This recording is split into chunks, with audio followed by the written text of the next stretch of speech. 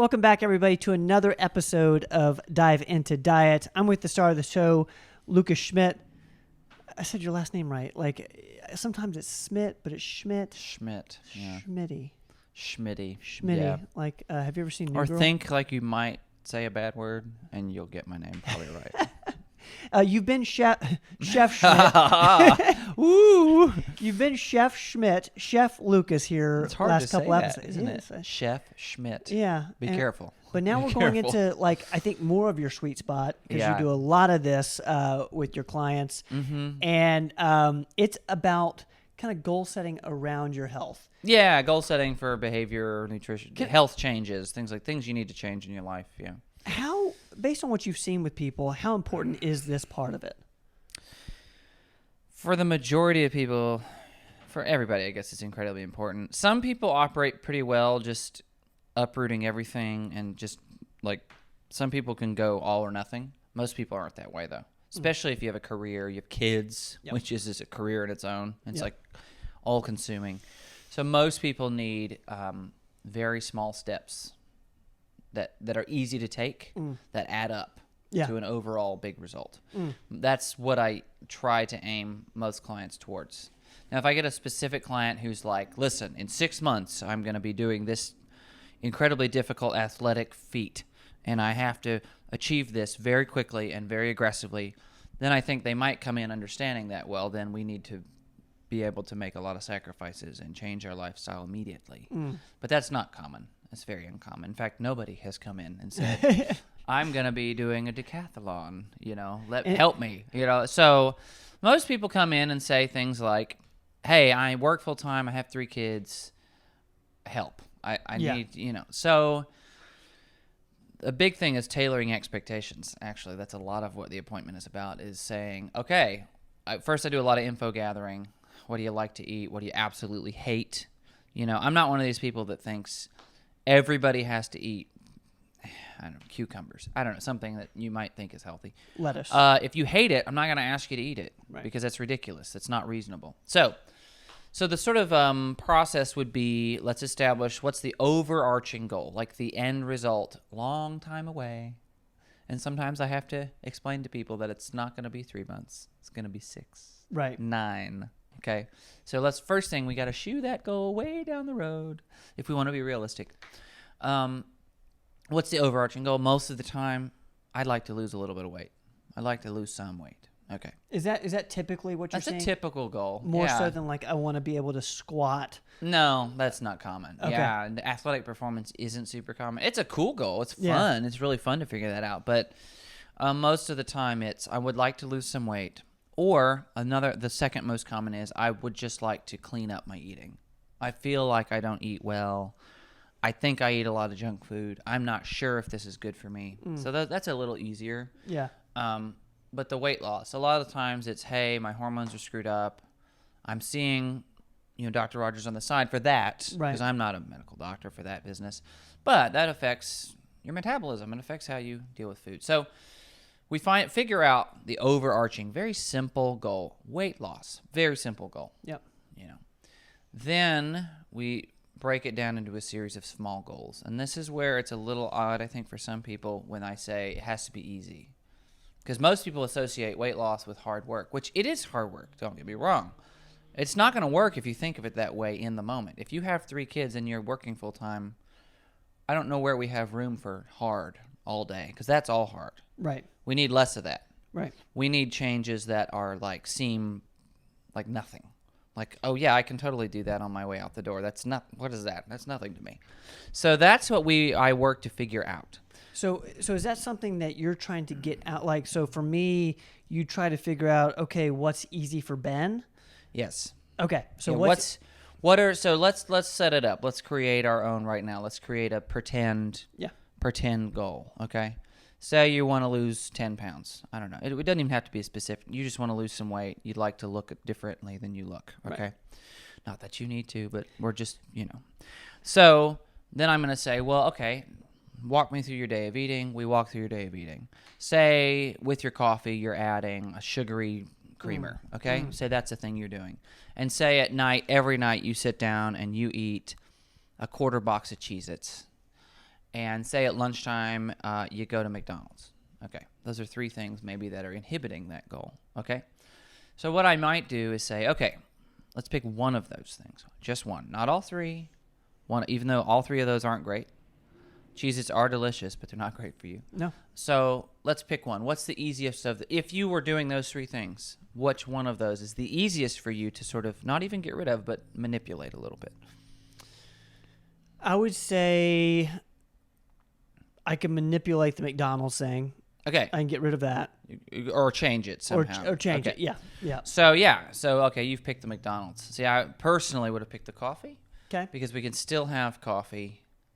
Which Got changing it. we don't change our schedule. It doesn't change the travel location, because if we're driving by McDonald's to work, maybe that's why. That's a good point. So this is the stuff we do. Is I negotiate with the person, like, are you sure that's the easiest? Yeah. I don't know if it is. All right, let's talk about why it's the easiest. And then they're like, well, maybe it isn't. Like, see, McDonald's is a place you have to go, so you got travel in there.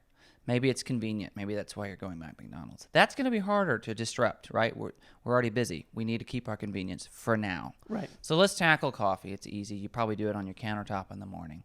Swap out the creamer for something else that still tastes good. We did a whole podcast just recently about coffee. And that would say, yeah. So what we do, we just swap out the nasty, sugary, but delicious, but the unhealthy, sugary coffee creamer for some heavy cream and a little stevia. And you still get your coffee. It still tastes great. Probably tastes better. And that fulfills the need that you were satisfying with the coffee. We move on. You know, it's funny, as you're saying that immediately, and I'm sure you deal with this all the time, thinking, well, that's like a super small thing. I'm thinking, okay, we're not going to get anywhere with that change. So if you take things, think about it this way. How often do you have a cup of coffee? Every single day, multiple times a day. Multiply that by every day in the year, by how many calories, by how many what. I don't really count calories. Generally, I just try to eat cleanly. But think about it that way. Yeah. If you get that little stuff right, you've actually, in the long run, taken up a huge amount of your little pie chart that you've got, whatever, your right. percentage of time or right. calories spent. So get those things right, because they're the easiest to change, right? And you may not even notice it at first. So it's very easy to tackle. So that's how you should be structuring, in my opinion, your goals if you're a busy person. Is you got to pick something. Have you ever had a long list of like spring cleaning chores? Oh, yeah. And you don't want to start? You can't start. You're paralyzed by the long list. You're like, oh gosh, I didn't realize there was so much to do. What? And you end up like piddling. Yep. You like fumble through old CDs that you haven't looked at in 10 years, and you're wasting time, and the daylight's ticking. It's your cleaning day, and you have no motivation. But typically, if you'll just pick one task and do it, you'll find yourself spinning into the next one, and before you know it, after a lot of work, it's done. But you just got to pick something and start. Yeah. Otherwise, you're sitting there paralyzed by all the options, and you're like, but, oh gosh, I got to change the McDonald's. I got to change my coffee. I got to get rid of my favorite snack at night. I'm supposed to start exercising. What do you mean I got to exercise? It's too much. Right. Pick one thing and do it really well for 2 weeks. Well, and it's like, it's picking out what are you willing to do? Yeah, Like, you got to be honest with. I mean, if yeah. if you've come to an appointment with me, right, that's a you're big obviously step. wanting Right. to change something. So we have to talk about realistic ways. I'll have people. We'll make a list of goals like that. Change your coffee creamer. Right. Teeny little nothing. Once you swap it out at the grocery store, it's in your fridge. You only have to. You do the same thing you did. You just have a different bottle in your Right. hand. Right. And I can see it sometimes. They're like, "That's it. Right. That's really all there is." I'm like, "Well, can you do more right now for the next 2 weeks with your 3 kids and your full-time job? Are you really going to do more? And if you do more, are you going to last more than 2 weeks doing it?" No. The answer is no. Most people say, well, no. That's the thing. No. Like, I know people who like overhaul their life from a healthy perspective, but like in a huge way. Yeah. And it's Keto's a big one. People will jump on that keto bandwagon. I'm not against keto. I like it, actually. You have to overhaul your life to jump into a ketogenic diet. Yeah. You're cutting out all your carbs, Yeah. pretty much, except down to 20 or 50 if you're athletic. That's a huge change, considering most people eat about 350 to 400 carbs a day. Are you seeing, so like say you make these small changes, when 6 months, a small change would have been, if you made that same change 6 months ago, would have been huge. Yeah, Right? it's a long-term investment. Right. It's like putting in a 401k. You drop $20 this month, $25 next month, and then 5 years from now, it's a substantial chunk of change, and it continues to grow. It's not exactly the same, but it is like that. Think of it that way. You got to total up your little minutes to see how much they add up to. This might be fun. We mentioned the coffee creamer thing. Mm-hmm. What other are you seeing? Like you seeing it with real people? Mm-hmm. Let's go over just small changes that people can make today individually. Very easy little thing. Yeah, coffee is one of the big ones because it's not just about the caffeine. Some people think it's about that. It's also the ritual of coffee. Coffee is warm, it's comforting, it tastes great, it's smooth. It gives you a lot of satisfaction consuming it, not just from taste and not just from the stimulation that the caffeine gives you. So that's a huge one, and that's integral to most people in the professional world. Right. Another common one is soda, drinking soft drinks. They're delicious. They also give you a great sensation in your mouth, that prickly, pleasant, sort of refreshing feeling from the carbonation. Sometimes settles your stomach a little bit. Sometimes it can settle your stomach. Yeah. Can give you gas too if you haven't had it in a long time. But soda is an easy one. I think easier than people think. I agree. To switch out. Yeah. So you could swap out. Say you like Dr. Pepper. There's a brand called Virgil's. Yep. They sell organic soda, which is full cane sugar soda. Yep. Without high fructose corn syrup. Not great. Better than high fructose, I guess. It's still a terrible amount of sugar. But they also sell a zero version, which uses stevia and erythritol. You don't want to consume too much. You'll get diarrhea if you consume a lot of sugar alcohol. But it's a gentler sugar alcohol. You could swap those out. It's a little more costly, but you could swap those out and still get everything that you got from the soda from that. And you're not getting the calories, and you're not getting the terrible spike in your blood sugar. Right. You could also adapt to that. And then if you wanted to completely get away from that reliance on soft drinks, then what we would do after a few weeks of the Virgil stevia is we would switch to bubbly, which is like carbonated water with a great flavor. And if it wasn't sweet enough for you, you could put a little stevia in there. But we're slowly progressing away from this very intense sweetness that we're getting and that nice carbonation we're getting, until eventually you're drinking, I don't know, Perrier, which is just carbonated water with some juice lemon in it. I don't know. And eventually water. Right. That doesn't mean you have to continue all the way to water. Just the switch from Dr. Pepper, which is so delicious, to a Virgil Zero is great alone. That's great. But you should be able, these are changes that should be easy. You make one little different purchase at the grocery store, and then the work's done. Yep. You're just drinking it when you normally would drink it at home. Yep. Those are the things you want to look for first. That doesn't mean that's all you have to do. That's where you start. Okay. The next thing I emphasize is time. You need to assign a date to your goal. Okay. In advance. I like to plan it out. So we have our umbrella, weight loss. Okay. We have goal 1, swap your coffee creamer. Starting tomorrow. Set the date. Tomorrow. Okay. That's the date. Okay. Then we know ourselves better. How many weeks do I need to maintain this little step? Okay. Nothing else changes. Nothing. We change nothing else. Because we need to trick ourselves and our brain to think we're not doing any work here. Agreed. There's nothing to see here. Agreed. All we did was try something new, just a little, and then you like it. It's like you got to negotiate with yourself. And then, let's say 2 weeks. Usually 2 weeks is about the space I put between, because it's such a small change. Normally for behavior change, you need a lot longer than that to maintain. This is a small change. 2 weeks, 3 weeks. 3 weeks later, we've set our next goal. What is that? Swap our soda. Let's downgrade our soda to a less sugary version. So we still maintain the previous goal, but it should be sort of habit by now. We're not even thinking about it. Okay. So all of our energy we were spending on that first goal, we're used to it. No energy required. Now we move to the second one. We maintain that for 2 weeks, 3 weeks, whatever. And let's say your next goal is tackling McDonald's. So that's the bigger one, right? Instead of eliminating McDonald's, say you go there every single day at lunch. Now you go there 4 days a week. Instead of 5. Okay. You're just taking 1 day away, pack your lunch that day, or go to the grocery store and get the salad bar. Ingles has a salad bar. What have you? Something a little bit better than McDonald's, which that's a huge list. McDonald's is here. There are options. And there's so many options above it. Even if it's Subway, not great because it's deli meat, which is full of preservatives. Still probably a little bit better than McDonald's, just a little bit. Yeah. So we do that. Adapt for 2 weeks.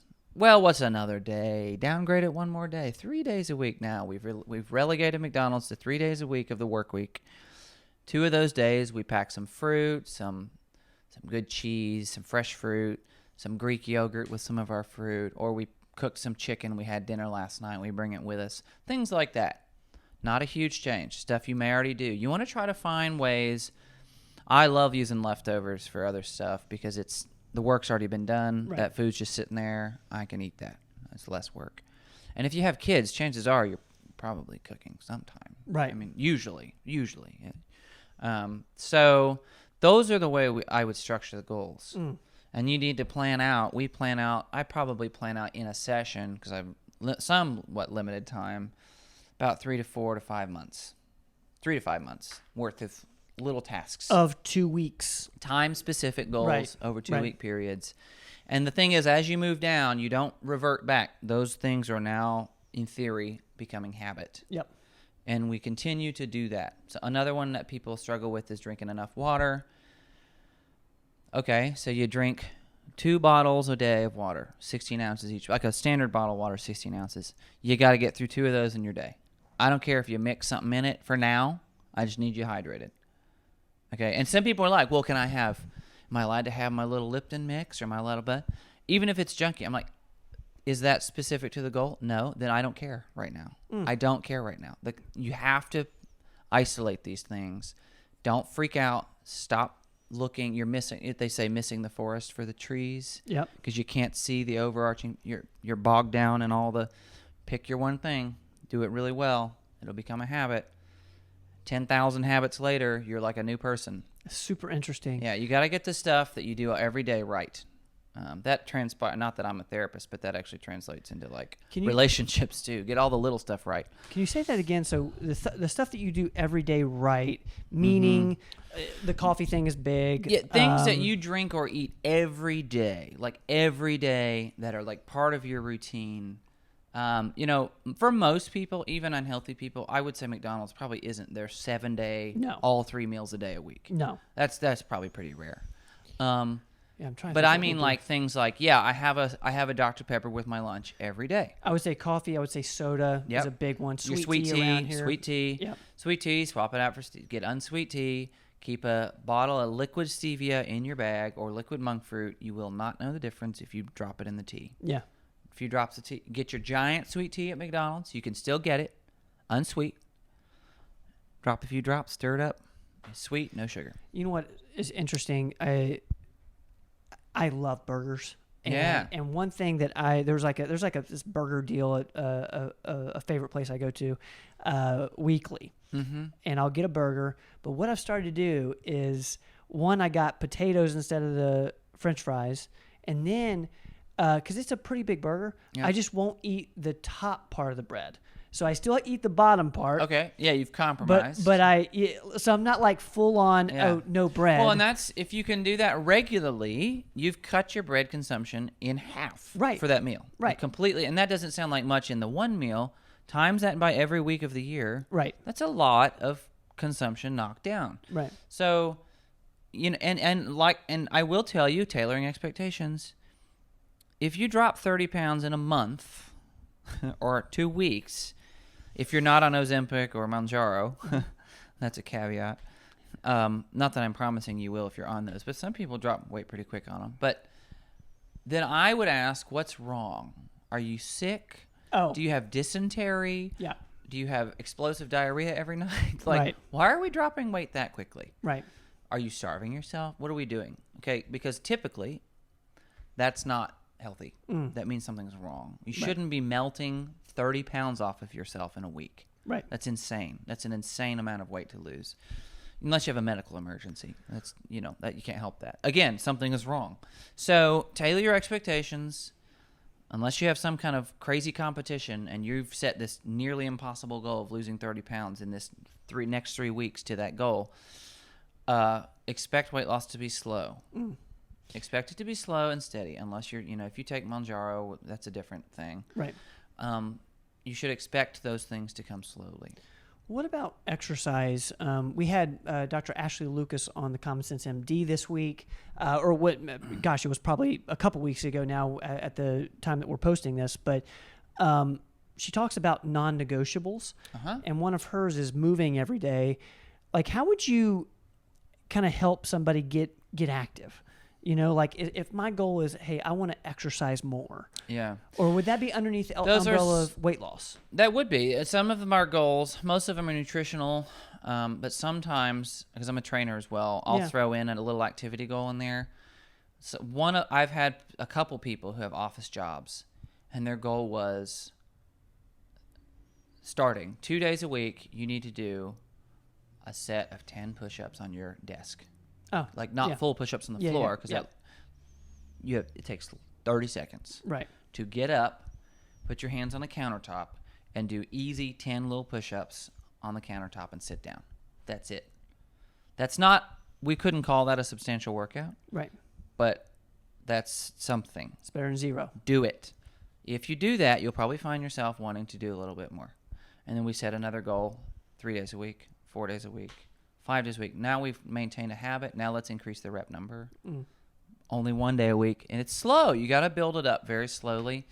And that's, to me, a reasonable expectation. I love that, because you're not just you're in the gym a lot. You don't just, because a lot of times if you're not used to working out and you go to the gym, it can be a little intimidating. Like, you don't know what to do. People are you're never there. People are looking at you. Right. Most people are totally just on they're just in their thing, doing their thing at the gym, especially serious gym goers, these guys that lift thousands of pounds. Yeah, like you. Yes. I may not look it. But no, most people are in their own little world. Yeah. You know, and if somebody's at the gym like judging you, they've got problems. Yeah. I ain't got no time for that. I don't like being in the gym for very long. My workouts are like 30 minutes. Yeah. No rest. I don't rest because I just want to leave. So I don't rest between sets. Not because I'm like I'm like, just get me out of here. Yeah. I want to go home and sit on my couch.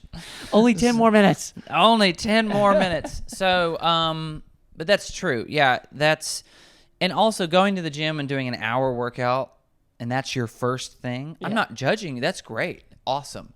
That's hard. Yeah. You're going to be exhausted, and you're probably not. If you say, I've never worked out regularly before, and I'm going to go 7 days a week or 6 days a week, 4 days a week, 3 days a week for an hour each time at the gym. Yeah.